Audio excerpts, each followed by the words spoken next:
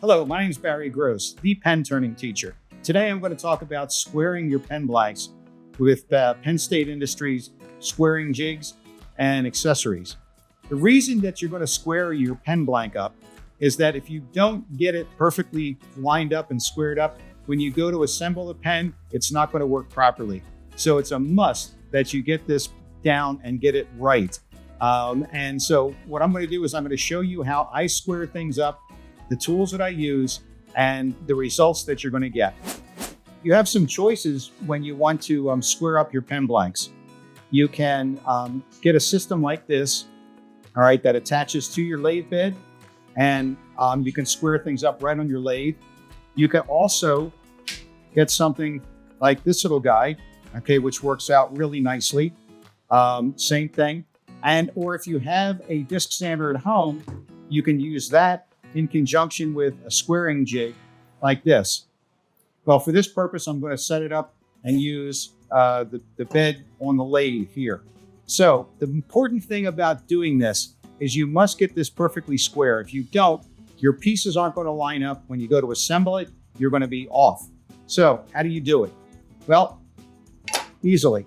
Put the squaring jig against this. But before I do that, I want to make sure everything is square. I have a square here. I'm going to set this, make sure that the table is square to the disc, okay, which it is there. I also have a smaller one that I can check it to make sure. All right, then I want to make sure that the miter gauge is set 90 degrees to the disc as well. So everything is all squared up there. This guy I know is square, okay? So I'm going to take this and put it against it. Now, depending on the pen kit you have, if you have a 7mm pen kit, this is a 7mm rod. You can take your piece, slide it on here, put it against here, and then just as the lathe is spinning, we can square it up. If you have other size pen blanks, like this one is a 27/64, it's a Gatsby, so I'm going to need a sleeve. They make a complete set of sleeves like this, okay? And so this one, it's a 7mm inside, so it's going to fit right over this. And now we can take this piece, set it on here like this, and there's no wobble. If I didn't have that one there, what would happen is this would wobble like this, and you're putting it against the piece. What's going to happen is it's not going to get square. So you're going to need a little adapter set like this, which has all 9 sizes. It goes all the way up to 9/16 and all the way down to 8mm. So this comes in handy. So I'm going to take this now. I'm going to set it on here like this, turn it around here. Now, what happens is when you put this against this, if you don't hold this, and then you come in and you try and square this up, it's going to move on you and give you a little bit of an angle. So what you can do too, is you can take a small little clamp like this, clamp this on here, and now you can make sure this is 90 degrees to everything. I'm going to turn on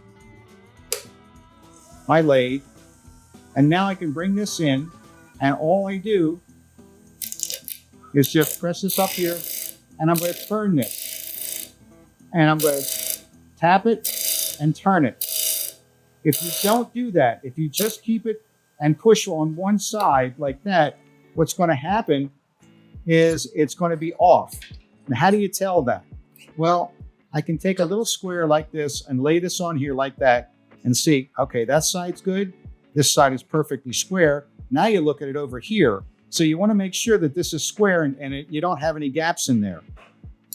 The other thing, as I mentioned before, as this is turning in there, okay, and I'll put my clamp back on, make sure that I'm nice and square on here. When this is, okay, just a little bit, there we go.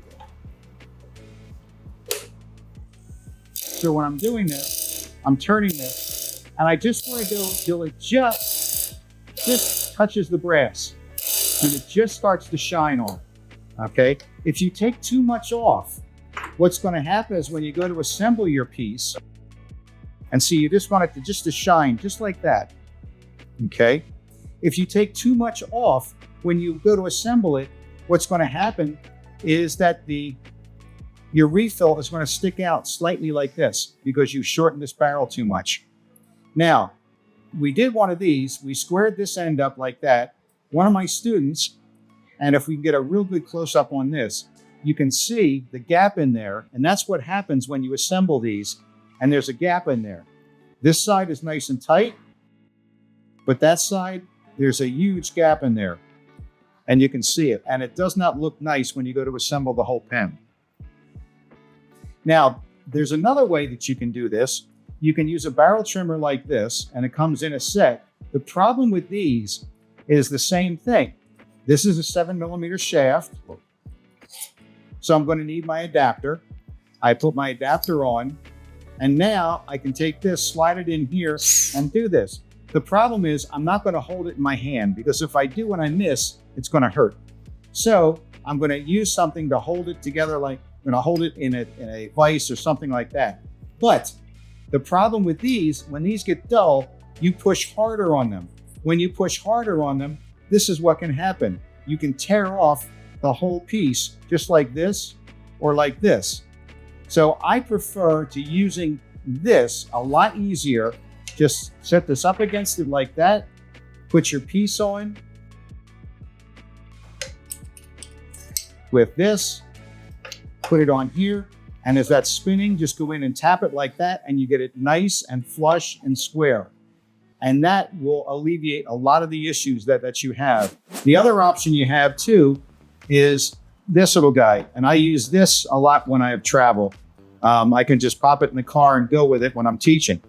And this is nice. It's already set at 90 degrees for you, okay? And again, if I need be, I have my set of adapters here for different sizes. So if I'm doing a Gatsby, I'm going to need a 27/64. I put this on here. I slide my piece on. I bring this over. And now I can just come in and just tap it lightly like that and square it right up. I use this, and I use the sanders all the time for acrylics. If you use these, they get dull. They will tear out an acrylic very easily. So I like to use the sanders more often than not. And that's why it'll give you a better fit, give you a better finish on your pieces. So that's what I use. That's what I recommend. And it works.